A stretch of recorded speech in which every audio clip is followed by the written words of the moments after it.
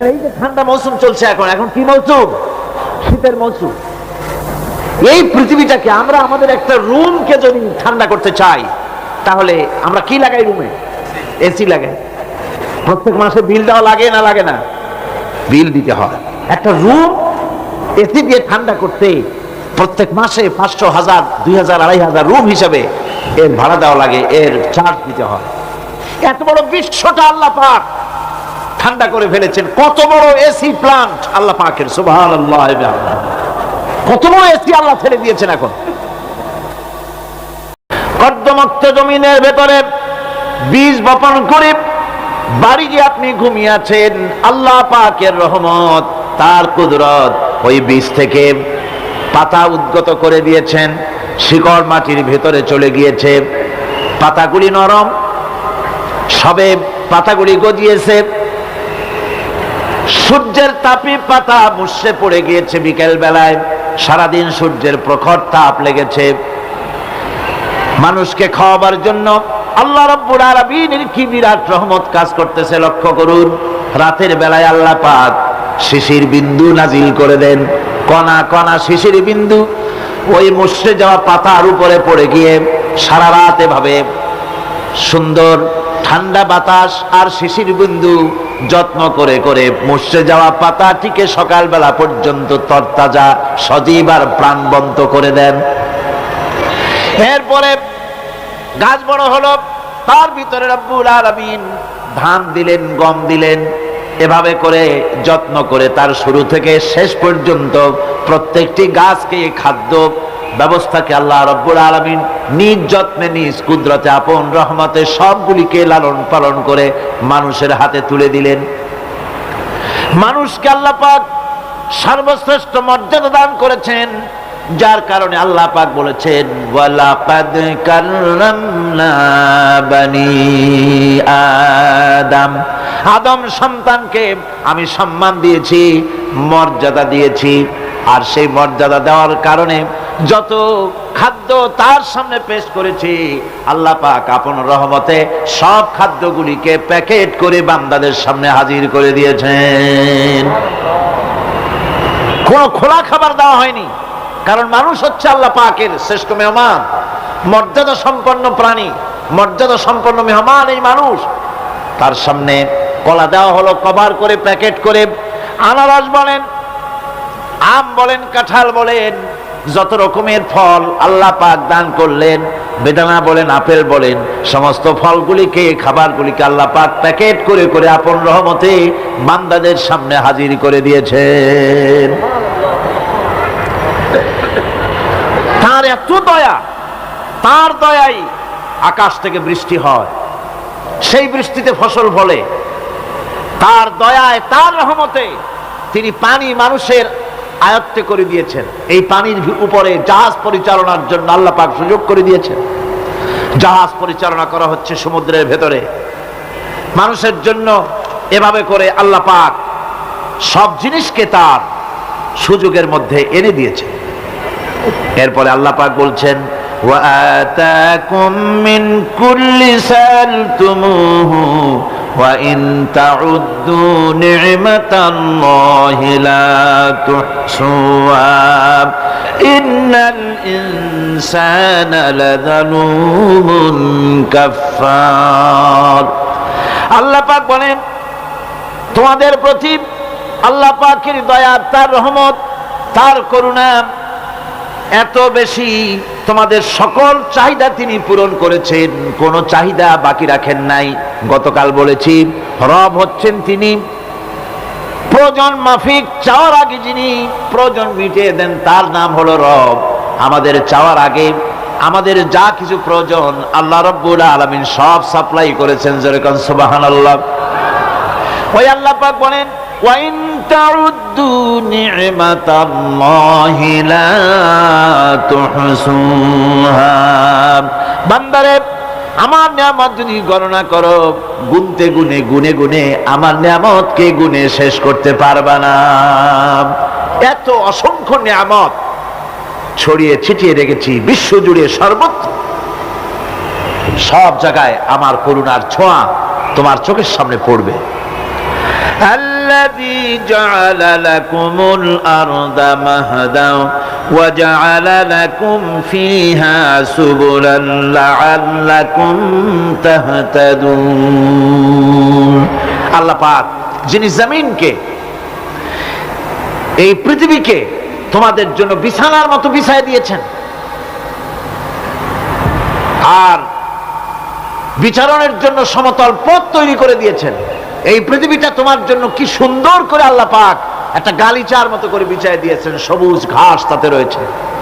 এই পৃথিবীর মাটি আল্লাহ পাক মানুষের জন্য কি সুন্দর ঘাটিতে পরিণত করে দিয়েছেন। এই মাটির আল্লাহর রহমতটা দেখুন, একদিকে মাটি নরম, আবার এমন নরম নয় যে 10 তলা 20 তলা 50 তলা বিল্ডিং করলে পরে এর ভারের চোটে ভিতরে ঢুকে যাবে, এরকম নরম নয়। যেখানে যতটুকু প্রয়োজন ফসল ফলাবার জন্য বৃষ্টি দিয়ে মাটি নরম করে ফসল ফলাবার ব্যবস্থা করা হয়। আবার বিল্ডিং তৈরি করার জন্য মাটি যেমন শক্ত হওয়া দরকার তেমন শক্ত আল্লাহ পাক করে দিয়েছেন। এখন তো 130, 35, 40 তলা পর্যন্ত, তারও বেশি তলা বিল্ডিং তৈরি হচ্ছে। আমি 135 পর্যন্ত উঠেছি আমেরিকায়, 135 তলা বিল্ডিং। এটা উঠতে 39 সেকেন্ড লাগে মাত্র। এখন এদের লিফটটা কি পাওয়ারফুল চিন্তা করেন, সা করে একটা শব্দ হয় আর আপনি দেখছেন যে 135 তলার ছাদের উপর উঠে গেছে। নিচের দিকে তাকাইলে মানুষগুলো ছাগলের ছাওয়ার মতো এতটুকু এতটুকু দেখা যায়, গাড়িগুলো পিঁপড়ার মতো দেখা যায়। এগুলি নতুন নতুন প্রযুক্তির মাধ্যমে তৈরি করা হচ্ছে। এখন এই বিশাল বিল্ডিং, এত ওজন, এই ওজন ধারণ করার জন্য মাটিকে আল্লাহ পাক ভারসাম্য, শক্তির ভারসাম্য দান করেছেন। এটাকে আল্লাহ পাক নরমও করেছেন আবার শক্তও করেছেন। এই মাটি, এই পৃথিবী আমাদের জন্য বিশাল এক নিয়ামত আল্লাহ পাক করে দিয়েছেন, ফসল ফলাবার জন্য, চলাফেরার জন্য। আবার এই মাটি যেন আপনাকে নিয়ে নড়াচড়া করতে না পারে। মাঝে মাঝে ভূমিকম্প হয় না? পৃথিবীতে ভূমিকম্প জোন যেগুলি আছে সেগুলি হচ্ছে Japan, China, turkey, Iran, America, এরকম বিভিন্ন দেশে ভূমিকম্পের জোন, এগুলি ভূমিকম্প এলাকা। আমাদের এসব দেশে ভূমিকম্প কম হয়, তবে ইদানিং একটু একটু শুরু হয়েছে। আল্লাহ যেন এই ভূমিকম্পের গজব থেকে আমাদেরকে বাঁচান। এত আস্তে আমিন বললেন কেন? কি মারাত্মক ভূমিকম্প, কি মারাত্মক ভূমিকম্পের অনুভূতি আমার নাই। সামান্য একদিন একটু টের পাইছিলাম রাতে ঘুমের মধ্যে, আর কোনোদিন আল্লাহ যেন টের না পাওয়ান। কিন্তু ভূমিকম্প আমি চোখে দেখেছি, ভূমিকম্প আমি চোখে দেখেছি। গত 2 বছর আগে আমেরিকা যখন আমাকে প্রোগ্রাম দিল, তখন ওয়াশিংটনে মহাশূন্য গবেষণাগারের একটা অডিটোরিয়াম আছে, সেই অডিটোরিয়ামে আমাকে নেওয়া হলো দেখাবার জন্য। অন্তত 5000 লোক বসতে পারে সেখানে, বিরাট স্ক্রিন। সেই স্ক্রিনে ভূমিকম্পের ছবি দেখানো হবে।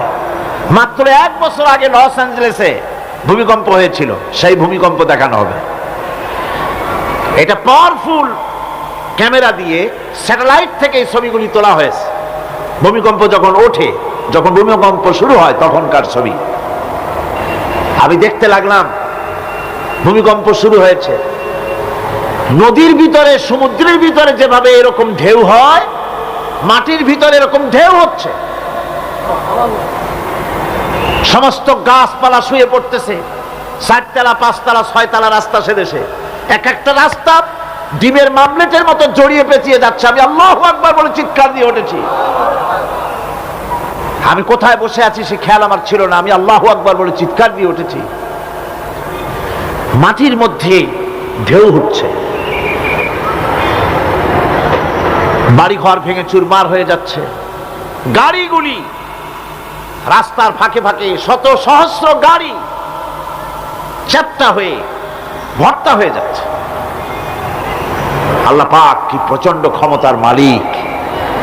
তিনি রহমত করে এ জমিনকে সুন্দর স্থিতি স্থাপক, একটা স্থিতিশীলতা করে দিয়েছেন। এই পৃথিবী যেন আমাদের নিয়ে নড়াচড়া করতে না পারে সেজন্য আল্লাহ পাক পাহাড় সৃষ্টি করেছেন। চট্টগ্রামে পাহাড় আছে না? রাঙামাটি, খাগড়াছড়ি, বান্দরবান পাহাড় আছে না? আছে। লোকেরা এই পাহাড়ের উপকারিতা বোঝে না, সমানে পাহাড় কাটে। যারা পাহাড় কাটেন তারা আত্মঘাতী কাজ করেন,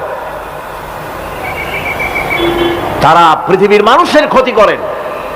পাহাড় আল্লাহ পাক তৈরি করেছেন। আল্লাহ কোন জিনিস খেলতামাশার জন্য তৈরি করেন নাই। গতকাল এই আয়াতটি আমি পড়েছিলাম, আল্লাযীনা ইয়াযকুরুনাল্লাহা কিয়ামান ওয়া কুউদান ওয়া আলা জুনুবিহিম ওয়া ইয়াতাফাক্কারুনা ফী খালকিস সামাওয়াতি ওয়াল আরদ রব্বানা মা খালাকতা হাযা বাতিলা।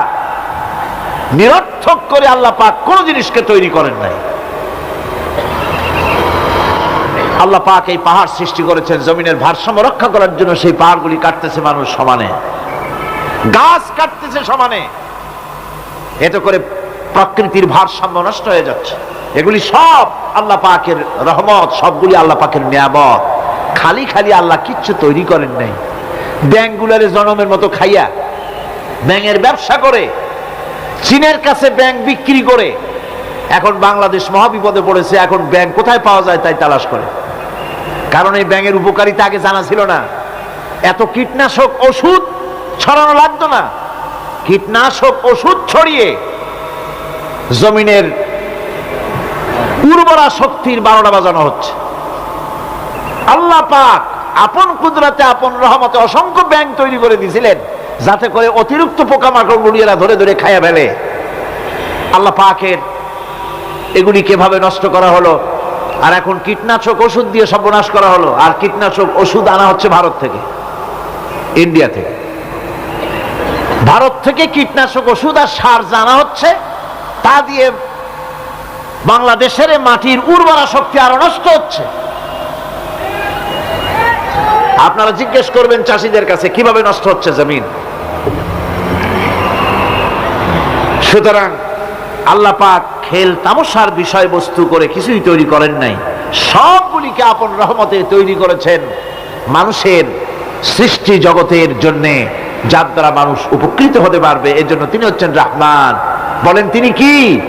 রহমান। আল্লাহ রাব্বুল আলামিন জমিন সৃষ্টি করলেন, পাহাড় দিলেন, গাছপালা তরুলতা তৈরি করে দিলেন। এরপরে আল্লাহ পাক বলছেন, তাকিয়ে দেখো সমুদ্রের দিকে, ওয়া হুয়াল্লাযী সাখখারাল বাহরা লিতাকুলু মিনহু লাহমান তারিয়্যান ওয়া তাস্তাখরিজু মিনহু হিলিয়াতান তালবাসুনাহা। সমুদ্রের দিকে লক্ষ্য করে দেখো, এই সমুদ্রকে তোমাদের অনুগত করে দিয়েছি। এর মধ্যে রয়েছে তাজা মাছ মাংস রয়েছে, এর ভিতরে রয়েছে তোমাদের পরিধানের অলংকার আদির জন্য মূল্যবান সম্পদ রাখা হয়েছে সমুদ্রের মধ্যে। বিজ্ঞানীরা বলেছেন পৃথিবীর উপরিভাগে যা আছে মাটির তলায় তার থেকে অনেক বেশি বেশি মূল্যবান জিনিস আছে। আছে না মাটির তলায় মূল্যবান জিনিস? কি আছে? কি আছে? খনিজ দ্রব্য আছে, সোনা আছে, লোহা আছে, তেল আছে। তেল যে শুধু সৌদি আরবে, কুয়েতে আর কাতারে, বাংলাদেশে তেল নাই এটা ঠিক না। আমাদের দেশে তেল আছে। আল্লাহ তেল আমাদের দেশে দিয়েছেন, তবে অতটা না হলেও কিছুটা তো দিয়েছেন। কারণ সব জায়গায় এক রকমের নিয়ামত দেওয়া হয় না, এক এক দেশে এক এক রকমের নিয়ামত আল্লাহ পাক দেন।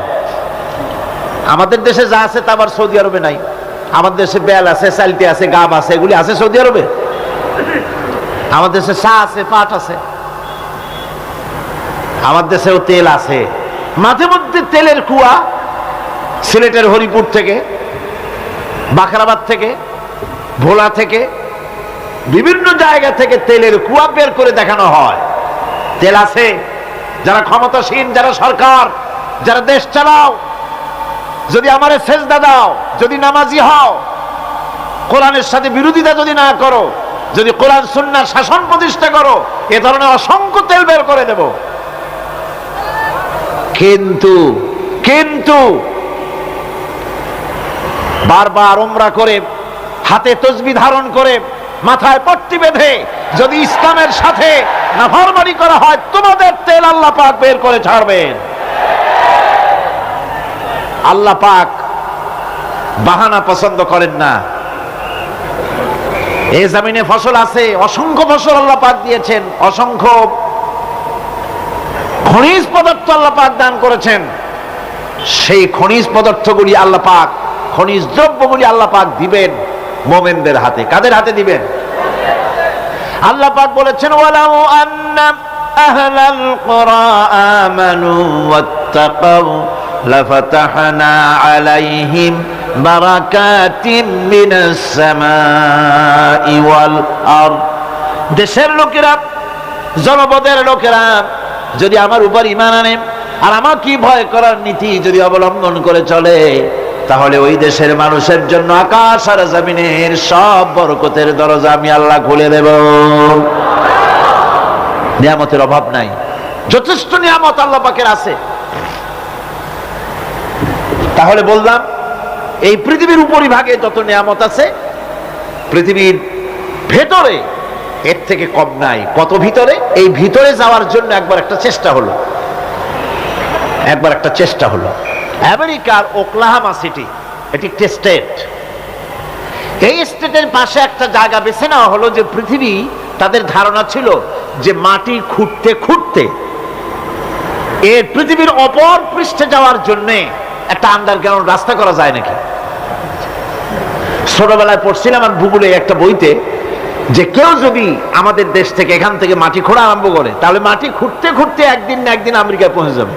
কোনো ভিসা টিসা লাগবে না, VD7, DB7, 97 লাগবে না, এমনি যাইতে পারবে। মানুষেরা চেষ্টা করলো মাটি খোঁড়া। মাটি খুঁড়তে খুঁড়তে পৃথিবীতে এটাই ছিল প্রথম এই দুঃসাহসিক পরিকল্পনা। 6000 ফিট পর্যন্ত মাটি খনন করার পর কোন কুল কিনারা করতে না পেরে তারা এই দুঃসাহসিক পরিকল্পনা ছেড়ে দিল। কিন্তু গবেষণার শেষ হয়নি। যারা গবেষণা করেছেন তারা গবেষণালব্ধ, তাদের অভিজ্ঞতা তারা লিখেছেন যে পৃথিবীর অন্তত 180 মাইল গভীর পর্যন্ত তাদের একটা আইডিয়া হয়েছে যে পৃথিবীর মাটির নিচে অসংখ্য খনিজ দ্রব্য রয়েছে, অসংখ্য নিয়ামত এই পৃথিবীর মাটির ভিতরে আল্লাহ পাক লুকায় রেখেছেন। ওর তলায় কি আছে বিজ্ঞানীদের মাথায় এখনো ঢোকে নাই। এই পৃথিবীর উপরে যা আছে ভেতরের থেকে আল্লাহ পাক বেশি রেখেছেন। এরপরে সমুদ্রের ভয়াল দৃশ্য দেখলে পরে মানুষের কলিজা ভীত, প্রকম্পিত, সন্ত্রস্ত হয়ে যায়। কথা ঠিক কিনা? যত বড় বাহাদুর হোক, সমুদ্রের ঢেউর মধ্যে যদি পড়ে, বাহাদুরি আর থাকে না। ঠিক কিনা কন?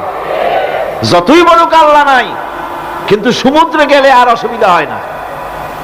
সমুদ্রের ঢেউয়ের মধ্যে যখন মানুষ পড়ে, আল্লাহ পাক বলেছেন, দাল্লা মান তাদউনা ইল্লা ইয়াহু, একমাত্র আল্লাহ ছাড়া সবাই কি ভুলে যায়।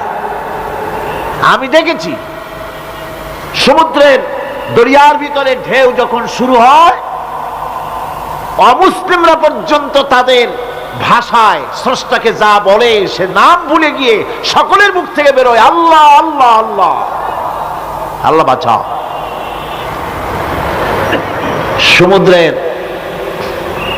সমুদ্র বিরাট রহস্য, একটি বিরাট রহস্য। বারমুদা ট্রায়াঙ্গলের কথা আপনারা শুনেছেন। বারমুদা ট্রায়াঙ্গলটা কি, এটা এখনো বিজ্ঞানের কাছে স্পষ্ট হয়নি। বারমুদা ট্রায়াঙ্গলের যে এরিয়া আছে, প্রশান্ত মহাসাগর এবং আটলান্টিক মহাসাগরের মোহনায়, এইখান থেকে যখন কোনো প্লেন যায় অথবা কোনো জাহাজের রেঞ্জে আসে, প্লেন হারিয়ে যায়, জাহাজ হারিয়ে যায়, কোথায় যায় কেউ হদিস করতে পারে না। ক্যালিফোর্নিয়ার লস অ্যাঞ্জেলেসে যখন আমার প্রোগ্রাম হচ্ছিল, তখন একটি শহরে আমাকে নেওয়া হয়েছিল, সান দিয়েগো শহরের নাম। সান দিয়েগোতে ওয়ার্ল্ড সি, যেখানে সি ওয়ার্ল্ড যেখানে আছে, সেইখানে বারমুদা ট্রায়াঙ্গল কি জিনিস তার অনুমতি দেওয়ার জন্য তারা ওখানে একটা আইডিয়া করার জন্য কিছু এনভায়রনমেন্ট তৈরি করে রেখেছে। 50 লোক একসঙ্গে ঢুকতে পারে। তা আমরা সেখানে ঢুকলাম, টিকিট করে ঢুকতে হয়। চেয়ারে বসার পর প্লেনের মতো সিট বেল্ট দিয়ে কোমর বেঁধে নিতে হয়। এরপরে লাইটগুলি অফ হয়ে গেল। তারপরে দেখা গেল সামনে বিরাট স্ক্রিনে সমুদ্র ভেসে উঠেছে, সমুদ্রের ঢেউ শুরু হয়েছে, ধারা বিবরণী আসতেছে মাইকে যে আমরা এখন সমুদ্রের ভিতর দিয়ে চলছি। এটা ছিল সমুদ্রের পাড়ে। আমরা যেখানে বসছি এই বিল্ডিংটা এরকম এরকম করতেছে। এখন আমার ধারণা হয়েছে সত্যিই বুঝি সমুদ্রের মধ্যে গিয়ে নামছে। সামনে দেখা যাচ্ছে বিরাট হাঙ্গর আসতেছে, বড় রকমের পাহাড় আসতেছে, এই পাহাড়ের সাথে টক্কর এখনই লাগবে। এই কথা বলতে না বলতে উপরে একটা শব্দ হলো, আর পানি বৃষ্টির মতো গায়ের উপরে পড়া আরম্ভ করলো। আমি তো চিন্তাই করতে লাগলাম, আল্লাহ এখানে ঢুকলাম কেন? বারমুদা ট্রায়াঙ্গল মারাত্মক অভিজ্ঞতা। এই সমুদ্র মহাসমুদ্রের ভিতরে আল্লাহ রাব্বুল আলামিন অসংখ্য রহস্য রেখে দিয়েছেন, যা বিজ্ঞানীরা উদ্ঘাটন করতে পারেনি। এই মহাসমুদ্রের ভিতরে রয়েছে ম্যাগনেটিক পাহাড় পানির তলায়। যদি রাডারে ধরা না পড়ে জাহাজের, তাহলে এর রেঞ্জের ভিতরে আসলে এমন আকর্ষণে টেনে নেবে, পাহাড়ের সাথে লেগে টক করে লেগে জাহাজ চানাচুর হয়ে যাবে। এই মহাসমুদ্রের ভেতরে আল্লাহ পাক মাছ রেখেছেন, অসংখ্য মাছ রয়েছে, অসংখ্য ধরনের প্রাণী রয়েছে। আর তিনি এমন রহমান, প্রত্যেকটি প্রাণীর আবার আত্মরক্ষার জন্য হাতিয়ার তার সাথে সাথে দিয়ে দিয়েছেন। এক প্রকারের মাছ আমি নিজে দেখেছি সি ওয়ার্ল্ডে গিয়ে, এক প্রকারের মাছ আছে, সে যদি আক্রান্ত হয় তাহলে তার পেছনের দরজা থেকে এক প্রকারের লাভা, এক প্রকারের আটা জাতীয় জিনিস ছেড়ে দেয়। ওইটা পানি তড়িৎ গতিতে, আর পানি আশেপাশে পানিগুলি ইলেকট্রিফাইড হয়ে যায়। যে তাকে আক্রমণ করতে আসছে ইলেকট্রিক শক খেয়ে পালানো ছাড়ার পথ থাকে না। আবার আরেক প্রাণী, আরেক প্রকারের মৎস্য আছে যেগুলি আক্রান্ত হলে পরে সে তখন তার মুখ থেকে ব্লু রঙের, গাঢ় কালো রঙের এক প্রকারের কতগুলি লালা বের করে দেয়, তার আশেপাশে একদম কালো অন্ধকার হয়ে যায়, তার আর কেউ দেখতে পারে না। এভাবে করে প্রত্যেককেই আত্মরক্ষার জন্য আল্লাহ পাক হাতিয়ার দিয়ে দিয়েছেন। সুবহানাল্লাহ ওয়া বিহামদিহি। সেই সমুদ্রের ভেতরে এই ধরনের মৎস্যরাজি, বিরাট বিরাট প্রকাণ্ড প্রকাণ্ড প্রাণী আল্লাহ পাক সেখানে রেখেছেন। এরপরে এই সমুদ্রের মধ্যে রয়েছে মণিমুক্তা। আল্লাহ পাক বলছেন তোমরা পোশাক তৈরি করবে, তোমাদের স্ত্রীদের জন্য অলংকার আদি তৈরি করবে, সেজন্য ওর ভিতরে মণিমুক্তা মহামূল্যবান জিনিস এই সমুদ্রের ভেতরে আমি দিয়ে রেখেছি। আপন কুদরতে, আপন মেহেরবানিতে, কেউ আমার কাছে চায় নাই, আমি নিজের থেকে তোমাদের সমস্ত প্রয়োজন মিটিয়েছি, যা লাগবে সব জোগাড় করে দিয়েছি। এখন দেখুন আল্লাহ রাব্বুল আলামিন তার রহমতের নমুনা প্রাণী জগতের দিকে লক্ষ্য করে দেখেন। আল্লাহ রাব্বুল আলামিন সমস্ত প্রাণী জগৎ, দুনিয়ায় মানুষ বাদে যত প্রাণী আছে সমস্ত প্রাণীর দিকে তাকান। মানুষের কথা তো গতকাল বলেছি। সমস্ত প্রাণীগুলি কি আল্লাহ রাব্বুল আলামিন তাদের সাথে তাদের সমস্ত জিনিস দিয়ে দিয়েছেন। এর মধ্যে কোনোটাকে আল্লাহ পাক বোঝা বহন করার জন্য কোন প্রাণীকে তৈরি করেছেন, আবার মানুষের জন্য, জিহাদের জন্য, যুদ্ধ করার জন্য কোন প্রাণী তৈরি করেছেন, চাষাবাদ করার জন্য প্রাণী তৈরি করে দিয়েছেন। কোরআন বলছি ওয়াল আনআমা খালাকাহা লাকুম ফিহা দিফউন ওয়া মানাফিউ ওয়া মিনহা তাআকুলুন। তিনি বিভিন্ন ধরনের জীব পয়দা করেছেন, যার থেকে তোমাদের শীতের পোশাক এবং অন্যান্য কল্যাণকর কাজ যেন তোমরা করতে পারো, সেজন্য পশুর গায়ে যে পশম দেওয়া হয়েছে, এতে পশুরও কাজ হয়। আবার এই পশমগুলি গ্রীষ্মকালে কেটে নিয়ে তাই দিয়ে মানুষের শীতবস্ত্র তৈরি করা হচ্ছে। আপনার গায়ের, আপনার গলার মাফলার, আপনার সোয়েটার, আপনার চাদর, আপনার কম্বল, এগুলি আল্লাহ পাক তৈরি করার জন্য দুনিয়ার যত প্রাণী তৈরি করেছেন, প্রাণীগুলির গায়ে, চতুষ্পদ জন্তুর গায়ে পশম দিয়ে, সেগুলি দিয়ে এগুলি তৈরি করার ব্যবস্থা করেছেন। আবার আল্লাহ রাব্বুল আলামিন বলেন ওয়ালাকুম ফিহা জামালুন হিনা তুরিহুনা ওয়া হিনা তাসরাহুন। যখন সেগুলি মাঠে সকাল বেলায় চড়তে নামে, আবার বিকেল বেলায় যখন পালবদ্ধ হয়ে বিকেল বেলায় যখন ঘরে ফেরে, তখন দেখার এক সৌন্দর্য এমন হয় যা সত্যি উপভোগ্য। লক্ষ্য করে দেখবেন, এগুলি শহরে কম দেখা যায়, গ্রাম্য অঞ্চলে মাঝে মধ্যে যাবেন, গ্রামের লোকই আপনারা অধিকাংশ এখানে আছেন, আপনারা দেখবেন সকাল বেলায় যখন পালে পালে গরু, ছাগল, মহিষ ইত্যাদি যেতে থাকে, সকাল বেলায় সূর্য যখন উঠে সেই সময় যখন এগুলি যেতে থাকে, তখন তার দেখার একটা দৃশ্য দারুণ লাগে। আবার যখন সন্ধ্যা বেলায় গোধূলি লগ্নে যখন সূর্য লাল হয়ে পশ্চিম দিগন্তে অস্তমিত হতে যায়, তখন শত শত গরু, ভেড়া, ছাগল পাল ধরে মাঠের মধ্য দিয়ে যখন বাড়ির দিকে রওনা করে, আল্লাহ পাক বলেন এই দৃশ্য অত্যন্ত উপভোগ্য। যারা সত্যি এগুলি দেখে, উপভোগ করে, তারা বুঝতে পারে যে আল্লাহ পাকের নিয়ামত সব দিকেই আল্লাহ পাক এভাবে ছড়িয়ে রেখেছেন।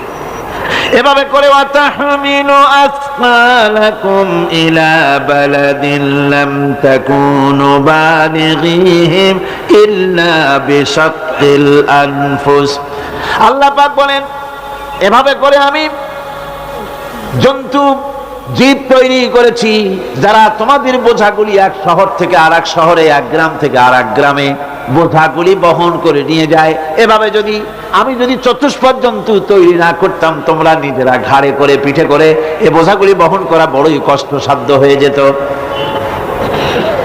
উটের পিঠে করে, গাধার পিঠে করে, গরু গাড়ি বানায়া, হাতির পিঠে করে, কত বিরাট বিরাট বোঝা, টনকে টন বোঝা এভাবে পশু দিয়ে টেনে নেওয়া হয়।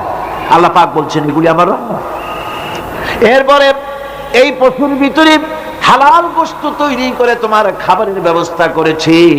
ওয়া ইন্না লাকুম ফিল আনআমি লাইবরা নুসকিকুম মিম্মা ফি বুতুনিহি মিন বাইনি ফারসিন ওয়া দামিন লাবানান খালিসান সাইগান লিশশারিবিন।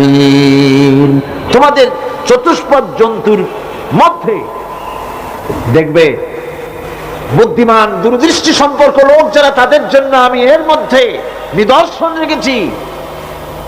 তোমাদের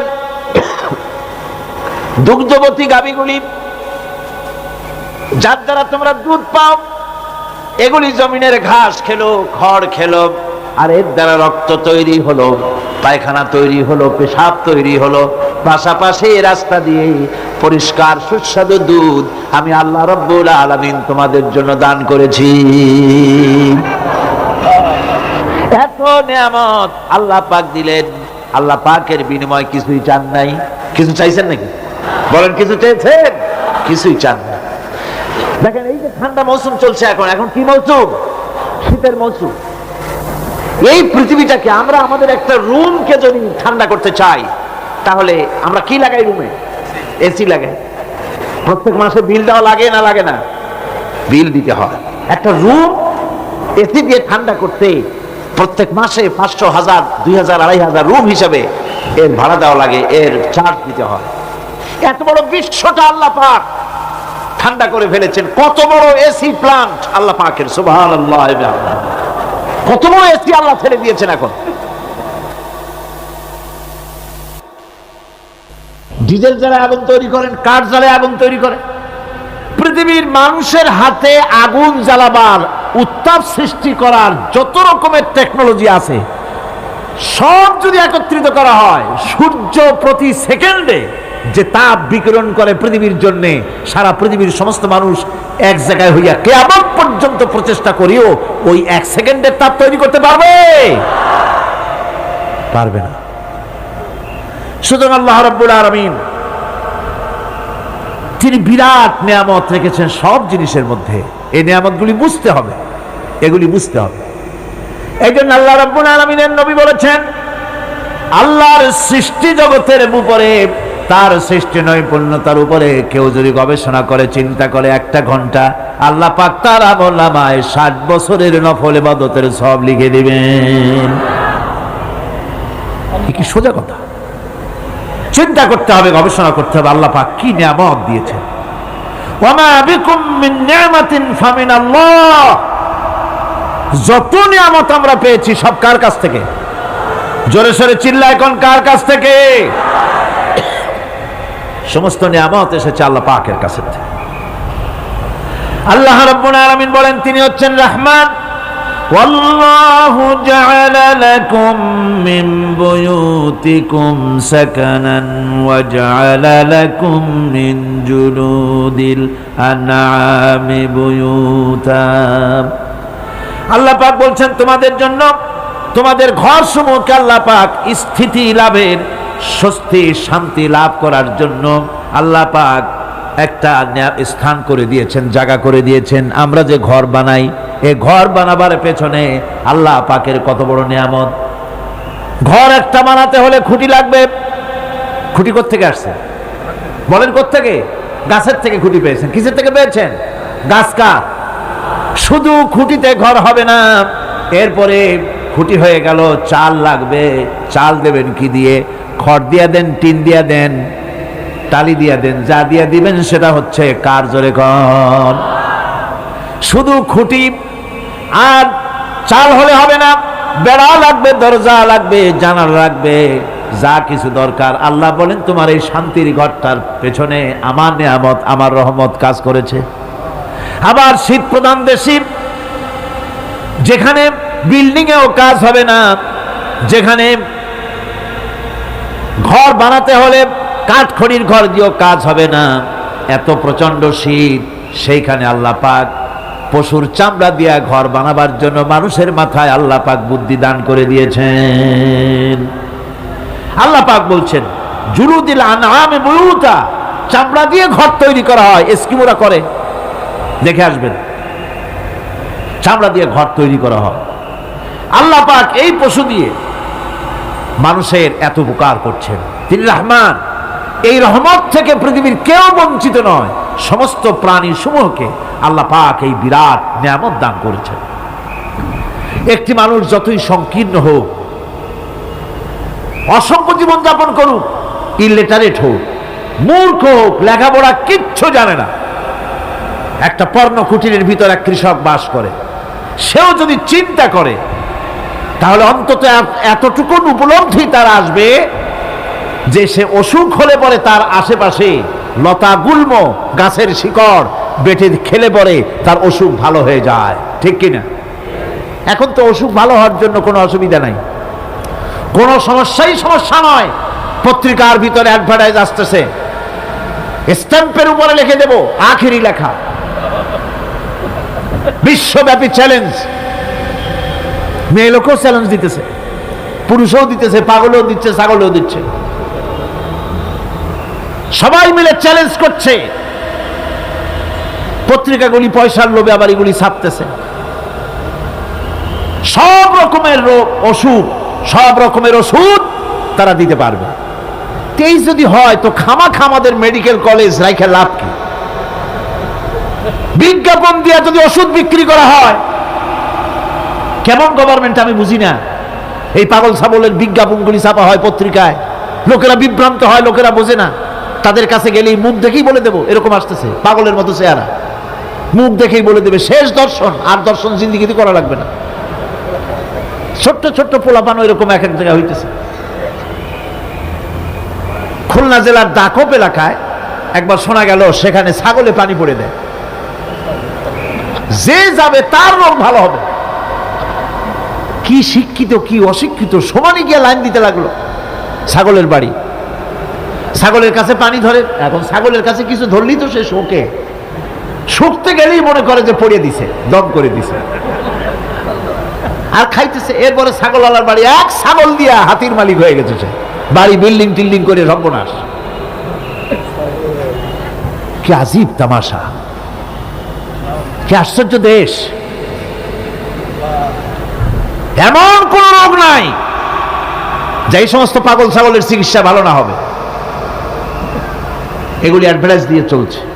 আল্লাহ পাক মানুষকে অসুখ দিয়েছেন, অসুখের আবার ওষুধও দিয়েছেন। কারণ আলহামদুলিল্লাহ লিকুল্লি দাইন দাওয়া, প্রত্যেকটি রোগের ওষুধ আল্লাহ তৈরি করেছেন। সুবহানাল্লাহ বিহামদিহি।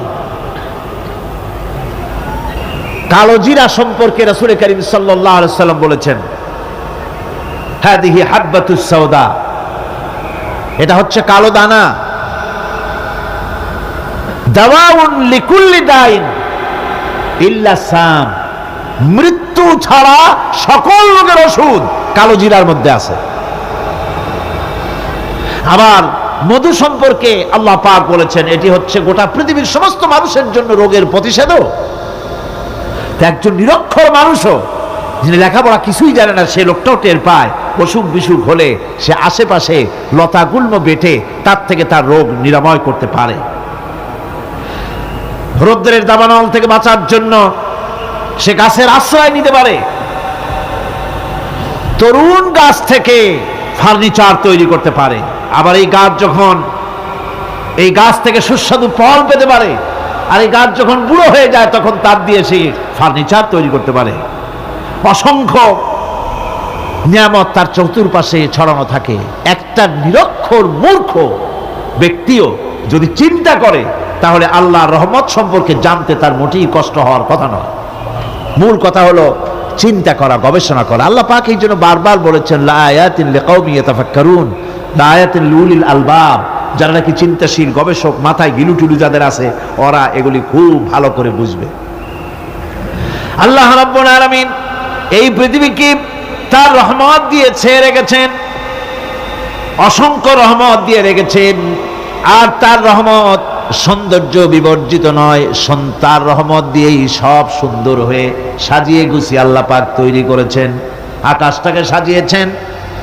কোরআনে কারীমের মধ্যে রব্বুল আলামিন বলেন, ওয়ালাকাদ যায়্যানাস সামাআদ দুনিয়া বিমাসাবিহা ওয়া জাআলনাহা রুজুমান লিশ-শায়াতিন।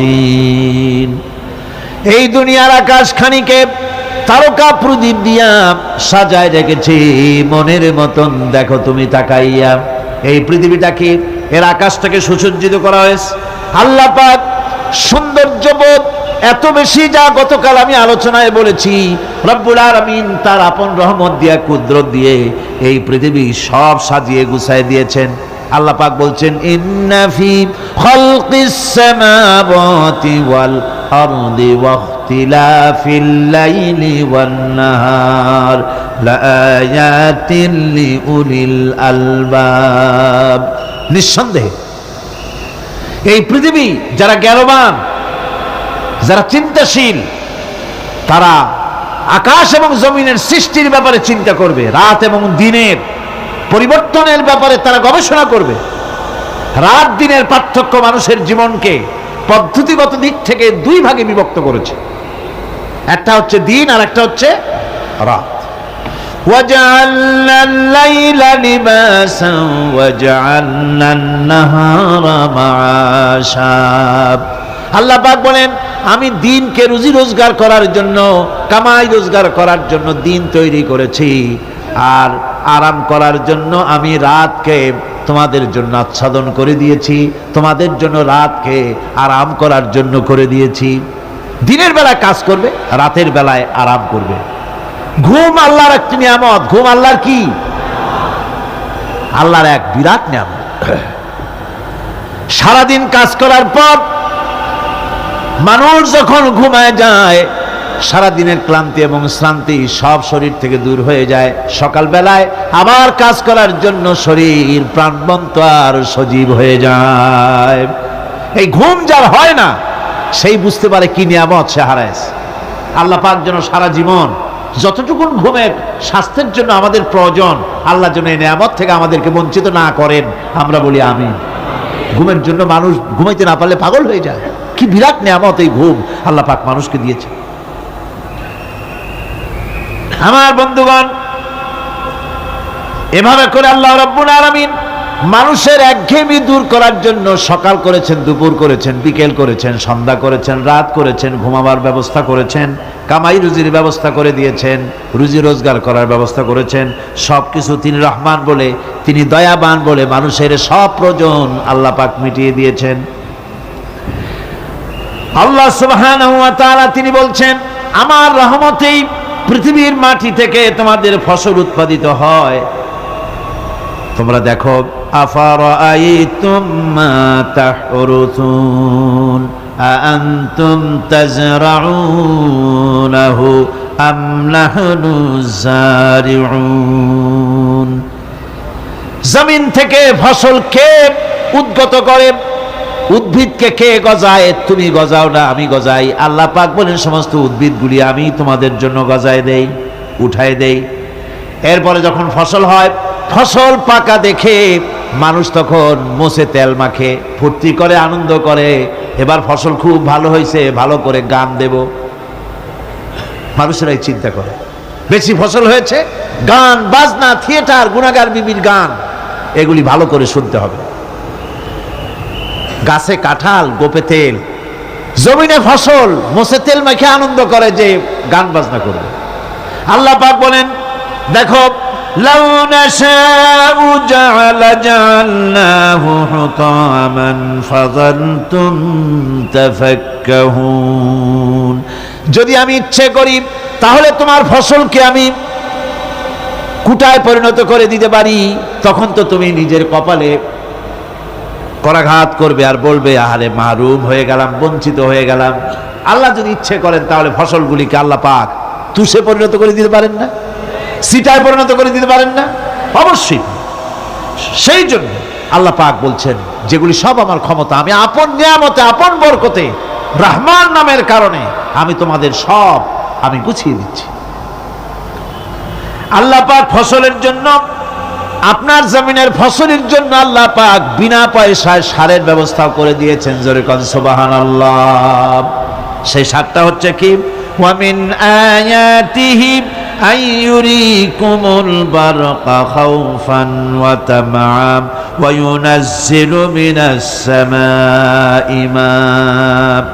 আল্লাহ পাক বলেন, আমি আমার নিদর্শনাবলীর ভিতরে এটা হচ্ছে নিদর্শন, যে আকাশে বিদ্যুৎ চমকায়, মেঘের গর্জন আর বিদ্যুতের চমক, এই সবগুলি আমার নিদর্শন। বৃষ্টির পানির সাথে এগুলি এসে জমিনের ফসলকে বৃদ্ধি করে দেয়। জোরে বলেন সুবহানাল্লাহ। কৃষিবিদরা বলেছেন, যে বছর আকাশে যত বেশি বিদ্যুৎ চমকায়, সে বছর জমিনের ফসল তত বেশি বৃদ্ধি পায়। বিনা পয়সায় এ ধরনের আল্লাহ পাক ব্যবস্থা করে দিচ্ছেন। এরকম দরিয়ার মাছ, গোশত, তরি তরকারি, ফল, মৌসুম উপযোগী যা কিছু প্রয়োজন, এ সব কে দিচ্ছেন? বলেন না, কে দিচ্ছেন? ওয়ামা মিন দাব্বাতিন ফিল আরদি ইল্লা আলাল্লাহি রিজকুহা। এই পৃথিবীর মুখে এমন কোন বিচরণশীল জীব নাই যে জীবের রিজকের দায়িত্ব আল্লাহ পাক নিজ হাতে গ্রহণ করেন নাই। এবার দেখেন, আল্লাহ পাক আরো বলছেন, ওয়াকাইয়্যিম মিন দাব্বাতিন লা তাহমিলু রিজকুহা আল্লাহু ইয়ারযুকুহা ওয়া ইয়্যাকুম। বহুত প্রাণী এমন আছে যে প্রাণীরা রিজেককে সঞ্চয় করে না। আমাদের রিজক তো সঞ্চয় করা আছে, আমাদের ব্যাংকে টাকা আছে, গোলায় ধান আছে, চাউল আছে, আছে কিনা? কম থাকুক বেশি থাকুক, আছে তো। কিন্তু পৃথিবীতে এমন বহু প্রাণী আছে যাদের কোনো সঞ্চয় নাই। এই ধরনের অসংখ্য প্রাণীকে আল্লাহ রাব্বুল আলামিন বলেন, এ ধরনের অসংখ্য প্রাণীকে আমি আল্লাহ রাব্বুল আলামিন তাদের খেতে দেই। সকালবেলায় খালি পেট নিয়ে সমস্ত প্রাণীগুলি ঘর থেকে বেরিয়ে যায়, পানি থেকে, গর্ত থেকে, জঙ্গল থেকে সব বেরিয়ে গেল ক্ষুধার্ত পেটে। আবার বিকালবেলা পর্যন্ত সারাদিন তাদের আহার জোগাড় করে তাদের পেট ভরাইয়া সবগুলিকে আপন আপন গৃহের মধ্যে আমি আল্লাহ ফিরায় দেই। সেই জন্য আল্লাহ পাক বলছেন, ইয়া আইয়ুহান নাসু যকুরু নি'মাতাল্লাহি আলাইকুম হাল মিন খালিকিন গায়রুল্লাহ ইয়ারযুকুকুম মিনাস সামাই ওয়াল আরদ লা ইলাহা ইল্লা হুয়া ফাআন্না তুফাকুন। হে মানব সকল, স্মরণ করো আল্লাহ পাকের সেই নিয়ামতের কথা, যে নিয়ামত ওই আল্লাহ ছাড়া কে আছে যে তোমাকে আকাশ থেকে রিজকের ব্যবস্থা করেন, যিনি তোমাকে খাওয়ার দাওয়ার ব্যবস্থা করেন, তিনি ছাড়া কেউ নাই এই পৃথিবীর বুকে, আকাশে এবং জমিনে। তিনি এক এবং একক।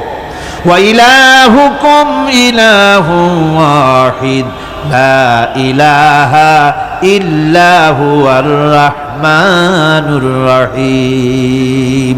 তিনি হচ্ছেন তোমাদের ইলাহ, তিনি এক, তিনি একক।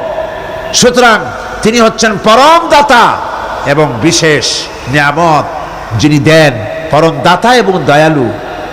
কোরআনে কারিমে যখনই আমরা বলেছি আলহামদুলিল্লাহি রাব্বিল আলামিন, আল্লাহ পাক খুশি হয়েছে। প্রশ্ন হয়েছে তার কি আরো কোন গুণ আছে? জবাবে বলেছি আর রহমানির রহিম, তিনি পরম দাতা, তিনি দয়ালু। সুবহানাল্লাহ বিহামদিহি, তিনি রহিম। পরকালে কিয়ামতের ভয়াবহ দিনে বান্দার জন্য তিনি রহিম হবেন। দুনিয়ায় তো অবারিত উন্মুক্ত হস্তে সকলকে দিচ্ছেন, আর কিয়ামতের দিন আল্লাহ পাক রহিম হবেন তার বান্দাদের জন্য। কোরআন বলছে তিনি হচ্ছেন রহমত, মানুষের জন্য তিনি রহমত দেন। তার দয়া অফুরন্ত, এত দয়া যে তিনি যদি প্রত্যেক কথায় কথায় আমাদেরকে শাস্তি দিতেন তাহলে আমাদের বাঁচার কোনো পথ ছিল না, ঠিক কিনা কন? কোরআনে কারিমে আল্লাহ পাক বলেছেন ওয়ামা আসাবাকুম মিন মুসিবাতিন ফাবিমা কাসাবাত আইদিকুম ওয়া ইয়াফু আন কাসীর। তোমাদের উপরে যত বিপদ আসে সমস্ত বিপদগুলি তোমাদের হাতের কামাই করা, নিজেদের রোজগার করা, তোমাদের নিজেদের হাতের কামাই করা। ওই হাতের কামাই করার কারণে সেগুলির জন্য যে আযাব হওয়া উচিত ছিল আমি অনেকগুলি ক্ষমা করে দেই, আমি অনেকগুলি ক্ষমা করে দেই। সব তোমাদের হাতের কামাইয়ের জন্যই বিপদ হয়, আর অনেকগুলি তো আমি ক্ষমা করে দেই। কথায় কথায় যদি প্রত্যেকটা ব্যাপারেই শাস্তি দিতাম তাহলে পৃথিবীতে শ্বাস ফেলার সময় তোমরা পেতে না। আল্লাহ পাক হচ্ছেন সেজন্য রহমান, আর তিনি রহিম কিয়ামতের দিনের জন্য। এই পৃথিবীতে মানুষ গুনাহ করা স্বাভাবিক, গুনাহ করা স্বাভাবিক কিনা কন? সব মানুষই গুনাহ করে। এই গুনাহগার যত বড় গুনাহগার হোক না কেন, গুনাহগার যখন তওবা করে, তওবার অনুভূতি যখন আসে এবং সে যখন অনুশোচনা করে, তখন তার অপরিসীম দয়া সেই অনুশোচনাকে কবুল করে নেয়। অনুশোচনার এক বিন্দু অশ্রু গুনাহগারের অনাচারের সমস্ত দাগ মুছায় দেয়। মনে হয় যেন তার আমলনামায় কোনো দাগই ছিল না। সুবহানাল্লাহ। এজন্য বলা হয়েছে আত-তাইবু মিনাজ যামবি কামান লা যামবা লাহু। গুনাহ থেকে যে তওবা করে মনে হবে তার সে কোনো গুনাহই করেই নাই, কোনো গুনাহই করে নাই। আমার বন্ধুগণ, আল্লাহ পাক কেমন রহিম! এই পৃথিবীতে মানুষ যত অপরাধ করে সেই অপরাধ বাপের সাথে করুক, মায়ের সাথে করুক, ওস্তাদের সাথে করুক, পীরের সাথে করুক, অপরাধ করলে পরে কেউ বলে না যে কাছে আয় ক্ষমা করে দেই। কেউ বলে নাকি? কেউ বলে না। আল্লাহ পাক কেমন রহমান, এমন রহিম।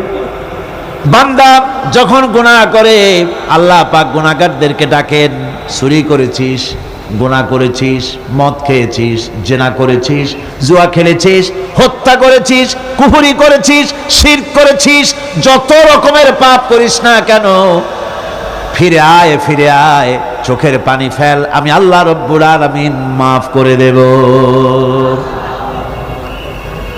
কোরআনে কারীম বলছে ইল্লা মান তাবা ওয়া আমানা ওয়া আমিলা আমালান সালিহান ফাউলাইকা ইউবাদদিলুল্লাহু সাইয়্যাতিহিম হাসানাতিন ওয়া কানাল্লাহু গফুরার রহিমা। কিন্তু যে ব্যক্তি তওবা করেছে এবং ঈমান এনে পরবর্তীকালে ভালো কাজ করেছে, তাদের মন্দ কাজগুলি আল্লাহ পাক ভালো কাজ দিয়ে বদলায় দিবেন। এত বড় একটা কথা শুনে সুবহানাল্লাহ মুখ থেকে বেরোলো না? গুনাহগার যত গুনাহ করেছে সে যদি তওবা করে, ওই সব গুনাহ যদি না করে, তার সাইয়্যাতগুলি আল্লাহ পাক হাসানাত দিয়ে বদলায় দিবেন। মানুষেরা চুরি করে, ডাকাতি করে, জেনা ব্যভিচার করে, যা কিছুই করে থানায় ধরা পড়ে, থানায় ধরা পড়লে তারপরে তার বিরুদ্ধে চার্জশিট হলো, এরপরে তার জেল হলো, ছাড়া পেল, আবার অন্যায় করলো, আবার ধরা পড়লো, যতবার জেল হলো ততবার ছাড়া পেল, কিন্তু থানায় দাগী আসামিদের খাতায়, চোরের খাতায়, ডাকাতের খাতায় নামটা তার মোছা হয় না, থানায় নামটা থেকেই যায়। কিন্তু আল্লাহ রাব্বুল আলামিন এমন এক বিচারক, এমন রহমান, এমন রহিম, মানুষ যদি গুনাহ করে, যত বড় গুনাহ করুক, এই গুনার পরে সে যদি অনুশোচনা করে, তওবা পড়ে, গুনাহ থেকে যদি ফিরে থাকে, আর যদি সেই গুনাহ না করে, আল্লাহ পাক বলেন শুধু মাফ করি না, গুনার খাতায় যে নামটা ছিল নামটাও আমি আল্লাহ মুছে ফেলে দেই। এই হচ্ছে রহমান, এই হচ্ছে রহিম, এই হচ্ছে তার অফুরন্ত দয়া, যে দয়ার কোনো শেষ নাই। এক্ষেত্রে আল্লাহ রাব্বুল আলামিন তার দয়া ও ক্ষমার বিশাল ব্যক্তির কথা উল্লেখ করেছেন, যার কোনো সীমা নাই। কোরআনে কারীম বলছে, قل يا عبادي الذين أسرفوا على أنفسهم لا تقنطوا من رحمة الله। হে আমার ওই সব বান্দাগণ যারা নাকি পাপাচার করে অশ্লীলতার মধ্যে নিমজ্জিত হয়ে নিজেদের জীবনকে নষ্ট করেছে, তোমার অনাচার যত কঠিন হোক, যত বেশি হোক, আমার রহমত থেকে নিরাশ হও না। সুবহানাল্লাহ, আমার রহমত থেকে নিরাশ হও না, যত বড় পাপ করে থাকো আমার রহমত থেকে নিরাশ হও না। ইন্নাল্লাহা ইয়াগফিরুয যুনুবা জামিআ ইন্নাহু হুয়াল গফুরুর রহিম। যদি তওবার মতো তওবা করতে পারো, যদি চোখের পানি দিয়া আল্লাহ পাককে রাজি করাইতে পারো, আল্লাহ পাক বলেন বান্দা যদি তওবা করে, খাঁটি যদি তওবা করে, জীবনে ওই সব গুনাহ যদি আর না করে, আল্লাহ পাক বলেন জিন্দেগীর সকল গুনাহ আমি রব্বুল আলামিন মাফ করে দেব। তিনি গফুর, তিনি রহিম, ক্ষমাশীল এবং দয়াবান। এত দয়া, যে দয়ার কোনো শেষ নাই। আল্লাহ পাকের দয়াকে, তার রহমতকে, তার করুণাকে তিনি 100 ভাগ করেছেন। এই 100 ভাগের 1 ভাগ গোটা পৃথিবীতে তিনি ছড়িয়ে দিয়েছেন, আর 99টা ভাগ কার কাছে? এবার চিন্তা করুন, 100 ভাগের 1 ভাগ দুনিয়ায় ছড়িয়ে দেওয়ার পর তার থেকে আমরা যতটুকুন ভাগে পেয়েছি, এর মহব্বত, স্ত্রীর প্রতি মহব্বত, মেয়ের প্রতি মহব্বত, ছেলের প্রতি মহব্বত, মায়ের প্রতি মহব্বত, পিতার প্রতি মহব্বত, বন্ধুর জন্য মহব্বতে আমরা জানও দিয়ে দিতে পারি, এমন আমাদের ভালোবাসা, এমন আমাদের মহব্বত, কত ঠিক কিনা? 1টা ভাগ সারা পৃথিবীতে ছড়িয়ে দেওয়ার পর যেটুকুনো পেলাম, সেই ভালোবাসার তীব্রতা যদি এত বেশি হয়, আকর্ষণ যদি এত বেশি হয়, তাহলে এই 99টা মহব্বত, দয়া, রহমানিয়াতের, দয়ার, রাহিমিয়াতের যে গুণগুলি আল্লাহ পাক নিজের কাছে রেখেছেন, সেই মাবুদের দয়া তার বান্দার প্রতি কত বেশি! কি বিরাট মহব্বত! রাসূল করিম সাল্লাল্লাহু আলাইহি ওয়াসাল্লাম বলেছেন, সাহাবীরা, একটি লোক উটের পৃষ্ঠে চড়ে কোথাও যাচ্ছিল, প্রতিমধ্যে বিশ্রাম করল। বিশ্রাম থেকে উঠে দেখে তার উট নাই, সে উটের পৃষ্ঠে তার খাদ্য ছিল, পানীয় ছিল, সব ছিল। এই লোকটা কেমন পেরেশান হয়? সাহাবীরা বললেন, হুজুর, এ তো মারাত্মক পেরেশানি। উটের মরুভূমির জাহাজ, উট হারায় গেছে, তার খাদ্য হারাইছে, পানি গেছে, সব শেষ, তো মরা ছাড়া পথ নাই। দারুণ উৎকণ্ঠিত হবে লোকটা। হুজুর বলেন, এই লোকটি পেরেশান হয়ে আস, এমন সময় দেখতে পেল তার সেই উট তার খাদ্য আর পানীয় নিয়ে তার কাছে ফিরে এসেছে। বলো কেমন খুশি হয়? সাহাবীরা বলেন, হুজুর, এর থেকে এই লোকটির খুশির আর কিছু থাকতে পারে না। নবীজি বলেন, আমার সাহাবীরা শোনো, আল্লাহর কোন বান্দা যখন নাফরমান হয়ে যায়, আল্লাহ থেকে দূরে সরে যায়, আল্লাহ থেকে যখন এরাজ করে যায়, উঠারা ব্যক্তি উট পাওয়ার জন্য যেমন অবস্থা হয়ে যায়, আল্লাহ পাক তার বান্দার জন্য তেমন বোধ করেন। উঠারা ব্যক্তি উট পেলে পরে যেমন আনন্দিত হয়ে যায়, কোন নাফরমান বান্দা যদি সেজদায় পড়ে কান্দে আর বলে, আল্লাহ, গুনাহ করেছি, আমারে মাফ করে দাও, উঠারা ব্যক্তি উঠ পায়া যত খুশি হয় এর থেকে লক্ষ কোটি কেন বেশি আল্লাহ রাব্বুল আলামিন তার বান্দার প্রতি খুশি হয়ে যান। আল্লাহ রহমান রহিম, কি দয়া, এত বড় দয়া তার। সেই দয়ার কারণে তার প্রতি আমাদেরকে আকৃষ্ট হতে হবে। মাপ চাইলেই আল্লাহ পাক মাফ করবে। ওয়াকালা রাব্বুকুম উদউনি আস্তাজিব লাকুম, তোমাদের রব তোমাকে বলছে, তোমাদের রব কে? আমাদের রব। সকলে বলেন কে আমাদের রব? সে আল্লাহ আমাদেরকে বলছেন, তোমাদের রব বলছেন আমাকে ডাকো, আমি ডাকে সাড়া দেব। সুবহানাল্লাহ। এরকম একটা অনুভূতি আমার নিজের হয়েছিল, আমার নিজের একটা অনুভূতি। কাবা শরীফের ভিতরে যখন আল্লাহ পাক আমাকে প্রবেশের সুযোগ দিয়েছিলেন কাবা শরীফের মধ্যে, তখন তার রসমে কাবা নাই। কাবার ভেতরে ঢুকলে তখন চতুর্দিক কেবলা, চতুর্দিকে ফিরে দুরাকাত না করে নামাজ পড়লাম। সেজদা দেওয়ার সুযোগ হলো, সেজদায় পড়ে এমন কান্না শুরু হলো, দম আটকে যাওয়ার মতো, শুধু কাঁপতেই থাকলাম।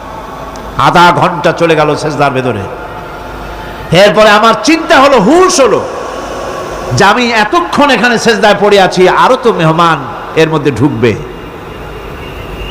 কিছু রাষ্ট্রীয় মেহমান ছিল, দুনিয়ার বিভিন্ন দেশ থেকে তারা দাওয়াত দিয়েছিল। তো সেই মেহমানরা ঢুকতে পারবে না, এর মধ্যে 18-20 জনের বেশি লোক ধরে না। তা আমি অন্যের হক বোধহয় নষ্ট করছি, এই অনুভূতি না আসলে আমি কতক্ষণ সেজদায় পড়ে থাকতাম আল্লাহই জানে। আমি যখন সেজদা থেকে মাথা তুললাম, দরজার দিকে যখন তাকিয়েছি, ঠিক আমার চোখটা গিয়ে পড়লো দরজার সেই অংশে যেখানে লেখা আছে ওয়াকালা রাব্বুকুম উদউনি আস্তাজিব লাকুম।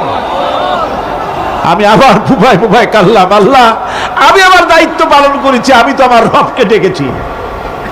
আল্লাহ তোমার গোলামের কথা তুমি শোনো, এটা আল্লাহর ওয়াদা। বান্দা কান আমার কাছে চোখের পানি ফেল। রাসূল করিম সাল্লাল্লাহু আলাইহি সাল্লাম বলেছেন, আল্লাহ পাকের দরবারে দুইটা ফোঁটা বেশি কবুল, বেশি মঞ্জুর, বেশি প্রিয়। একটি হচ্ছে জিহাদের ময়দানে যে রক্ত ফোঁটা পড়ে সেই রক্ত ফোঁটা, আর একটি হচ্ছে আল্লাহর ভয়তে চোখ থেকে যে পানি ফোঁটা পড়ে, এটি আল্লাহর কাছে দারুণ প্রিয়। গুনার কারণে কলবের ভিতরে কলব জং আলুদা হয়ে গিয়েছে, গুনার কারণে কলব তো নষ্ট হয়ে গিয়েছে, জং পড়ে গেছে। জং বোঝেন না? বোঝেন না? হ্যাঁ, মরিচা। মরিচা জং হচ্ছে মরিচা, লোহায় মরিচা পড়ে। গুনাহ করতে করতে কলবের মধ্যে মরিচা পড়ে যায়। এই মরিচা উঠাইতে চান? মরিচা যদি ওঠে, কোরআন শুনবেন মজা লাগবে, গান শুনলে গা জ্বলে উঠবে, ওয়াজ শুনবেন, হাদিস শুনবেন, ভালো লাগবে, অন্য আজে বাজে কথা পছন্দ হবে না। এই কলবের জং যদি উঠে যায়, কোরআন তেলাওয়াত করবেন মজা লাগবে, জিকির করবেন মজা লাগবে, নামাজ পড়বেন মজা লাগবে, আল্লাহ পাকের দরবারে হাত তুলবে তো চোখ থেকে দরদর করে পানি বেরোতে থাকবে। চোখে পানি আসে না, কারণ কলব তো জাঙ্গালুদা হয়ে গিয়েছে, এটা মরিচা পড়ে গিয়েছে। আমি জিজ্ঞেস করতে চাই, কলবের এই জং, এই মরিচা কি আপনারা উঠাতে চান? সেই মরিচা যদি তুলতে চান, তাহলে চোখের পানি ছাড়া আর কিছুই নাই। আল্লাহ পাকের জিকির করতে হবে। আল্লাহ পাকের জিকির হচ্ছে জং উঠিয়ে দেওয়ার জন্য সবচাইতে বড় হাতিয়ার। আর চোখের পানিতে এই জংগুলি ধুয়ে মুছে আল্লাহ পাক সাফ করে দিবেন। কাঁদতে শিখুন, আল্লাহ পাকের দরবারে চোখের পানি ফেলতে চেষ্টা করুন। কিয়ামতের দিন আল্লাহ পাক যদি রহিম না হন, বাঁচার কোনো উপায় নাই। বাঁচার উপায় আছে? উপায় নাই। আল্লাহ যদি হিসাবের জন্য ধরেন কিয়ামতের দিন কাউকে, হিসাবের জন্য যদি ধরেন, তাহলে জাহান্নাম ছাড়া পথ নাই। এই জন্যে আল্লাহুম্মা হাসিবনি হিসাবান ইয়াসীরা, এই দোয়া পড়তে হবে। আমরা যখন বললাম আর রহমানির রহিম, বলেন সবাই আর রহমানির রহিম। আবার প্রশ্ন হয়, বান্দা বুঝলাম, আরো কোনো কোয়ালিটি, আরো কোনো বৈশিষ্ট্য তার আছে নাকি? আমরা বলি মালিকি ইয়াউমিদ্দিন, তিনি হচ্ছেন বিচার দিনের মালিক, শেষ বিচারের মালিক তিনি। একদিকে এটাকে ব্যালেন্স করা হয়েছে, একদিকে অফুরন্ত রহমত, যার কোনো কুল নাই, কিনারা নাই। এখন আদল দরকার। এখন কি দরকার? আদল, ইনসাফ দরকার। আল্লাহ পাক একদিকে অফুরন্ত রহমত আর নিয়ামত দিয়ে পৃথিবীকে ছেয়ে রেখেছেন, অপর দিকে বলেছেন আমি হচ্ছি বিচার দিনের মালিক, সেদিন আমি বিচার করব। সেই বিচারের ভিতরে কোনো পক্ষপাতিত্ব থাকবে না, হবে না। সেখানে তিনি হবেন হাকামুল হাকিমিন, ওইটা হবে সুপ্রিম কোর্টের সুপ্রিম কোর্ট। সেই পরকালে, সেই কিয়ামতের মাঠে আপনাকে আমাকে সকলকে উপস্থিত হতে হবে, নাকি হবে না? সবাইকে উঠতে হবে। এই দিন শব্দটি কোরআনে কারিমে বহু জায়গায় বলা হয়েছে এবং বিভিন্ন অর্থে ব্যবহার করা হয়েছে।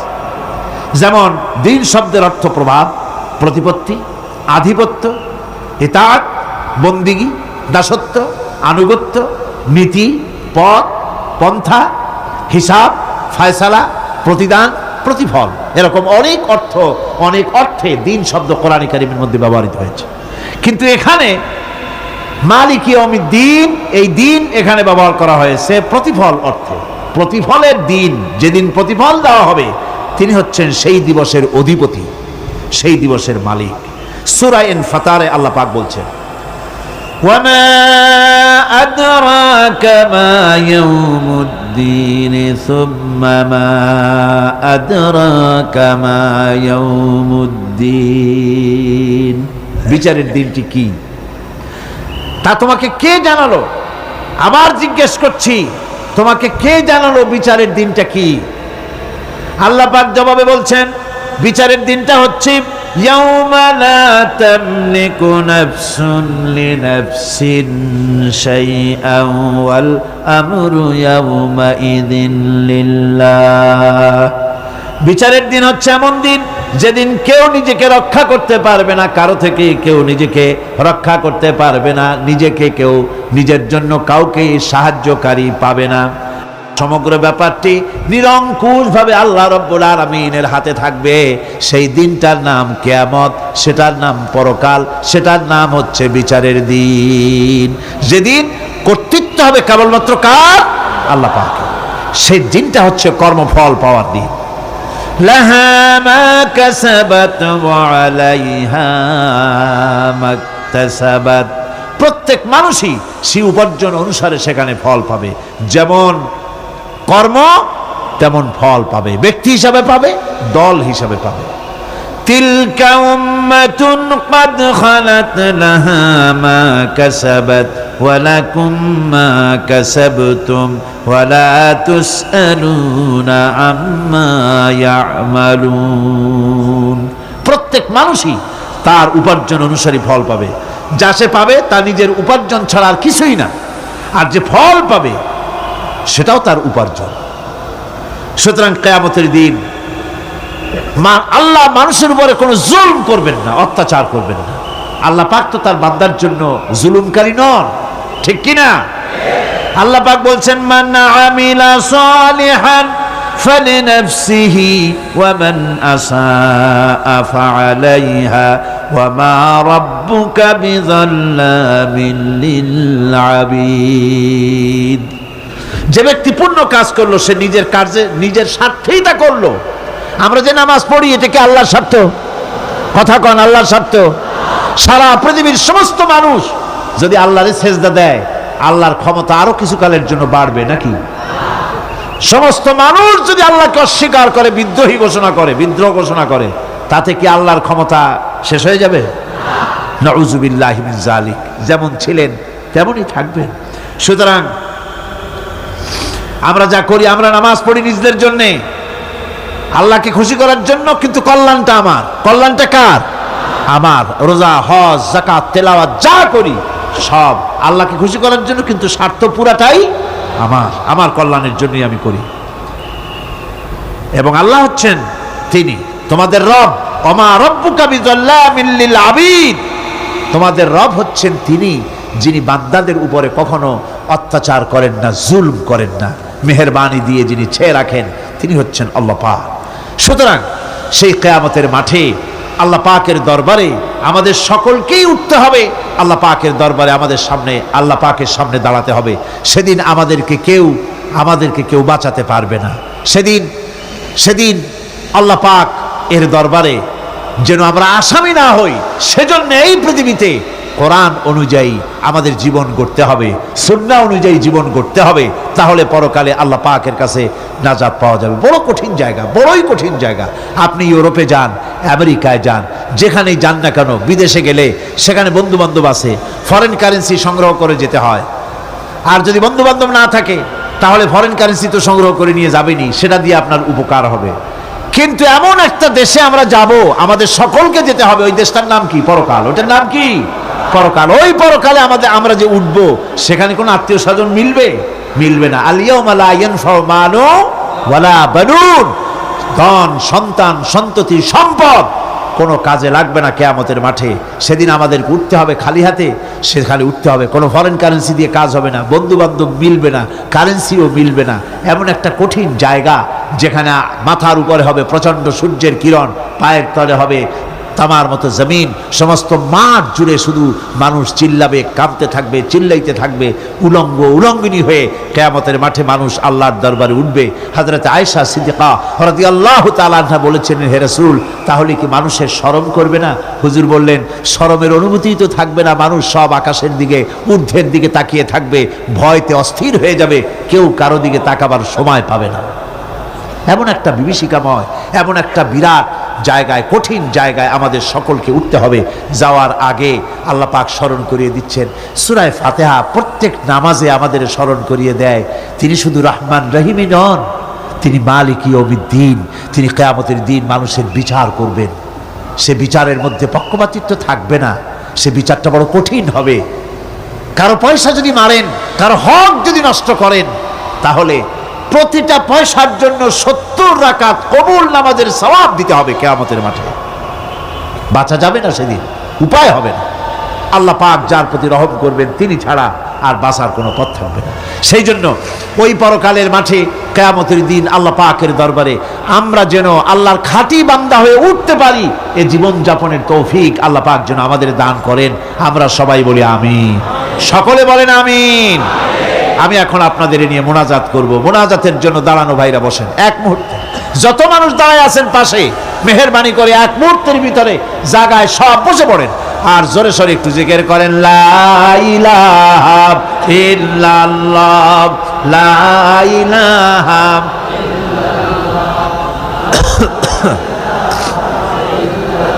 আগে দেন নাই।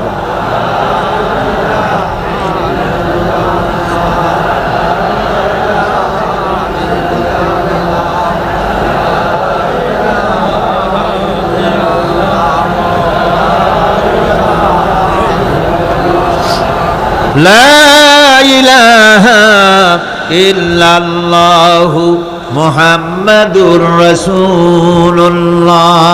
আল্লাহ আল্লাহ আল্লাহ আল্লাহ আল্লাহ আল্লাহ। বলো না, ঠিক আছে কথা ছেড়ে দেবো, বলবো না, ছাড়বো। আচ্ছা, হয়ে যাবে। আর কিছু লোক আছে আমাদের এই মাঠটা প্রতি বছর তিনি মাঠের কাজ করেন, উনি খুব অসুস্থ, আসতে পারতেছে না, ওইখান থেকে তড় পাচ্ছে। আমার মামতো বোনটা গতকালকে ইন্তেকাল করেছেন, আমি তাকে দখল করতে যেতে পারিনি। লা ইলাহা ইল্লাল্লাহু মুহাম্মাদুর রাসূলুল্লাহ। বন্ধুগণ, আমরা এখন দোয়া করব এবং সূরা ফাতিহার বাকি অংশ আগামীকাল আলোচনা হবে ইনশাআল্লাহ। সকলে বলেন ইনশাআল্লাহ। আমরা নামাজের মধ্যে এমন একটি সূরা পড়ি অথচ তার অর্থ ব্যাখ্যা আমাদের অনেকেরই জানা নাই। বিরাট নিয়ামত এর ভিতরে রয়েছে। এক কথায় গোটা কোরআন শরীফে যা আছে তার সারাংশ সূরা ফাতিহা। সুবহানাল্লাহ। আজকে আমরা মুনাজাত করব। মুনাজাতের পরে এশার নামাজের আজান হবে বা জামাত, এশার নামাজ এখানে আদায় হবে। আপনারা সবাই জামাতে শরীক হবেন। আল্লাহুম্মা আমিন। রব্বানা যালামনা আনফুসানা ওয়া ইল্লাম তাগফির লানা ওয়া তারহামনা লানাকুনান্না মিনাল খাসিরিন। আয় আল্লাহ তাআলা, লক্ষ লক্ষ মুসলমান নরনারী তাফসীরুল কোরআন মাহফিলের দ্বিতীয় দিবসে তোমার পবিত্র কালামুল্লাহ শরীফের, তোমার পবিত্র কালামের ব্যাখ্যা করে তোমার বান্দাদেরকে সাথে নিয়ে আমরা সব গোলামেরা একত্রিত হয়ে তোমার দরবারে হাত তুলেছি। মেহেরবানি করে আমাদের আলোচনা, জিকির, আজগার, তেলাওয়াতের সওয়াব রাসূল করিম সাল্লাল্লাহু আলাইহি সাল্লামের রূহ মুবারকে পৌঁছায় দাও। আয় আল্লাহ তাআলা, আমাদের মধ্য থেকে যাদের মা বাপ দুনিয়া থেকে বিদায় হয়ে গেছে, কবরগুলিকে জান্নাতের টুকরায় পরিণত করে দাও রব্বুল আলামিন। আয় আল্লাহ তাআলা, সারা জীবন গুনাহ করে করে আমরা আমাদের জীবন নষ্ট করে ফেলেছি, দয়া করে আমাদের তামাম জিন্দেগির গুনাহ খাতা মাফ করে দাও রব্বুল আলামিন। তোমার পবিত্র নাম রহমান রহিম, ওই নামের সামান্য একটুখানি ব্যাখ্যা বান্দাদের সামনে তুলে ধরেছি আমরা। আয় আল্লাহ তাআলা, এই ব্যাখ্যা বোঝার তৌফিক আমাদের দাও। আয় আল্লাহ তাআলা, তোমার রহমান, তোমার নাম রহমান, তোমার নাম রহিম, এই পবিত্র নামের বরকতে আমাদের জিন্দেগির সকল গুনাহ মাফ করে দাও। রব্বানা তাকাব্বাল মিন্না ইন্নাকা আনতাস সামিউল আলিম ওয়া তুব আলাইনা ইন্নাকা আনতাত তাওয়াবুর রহিম।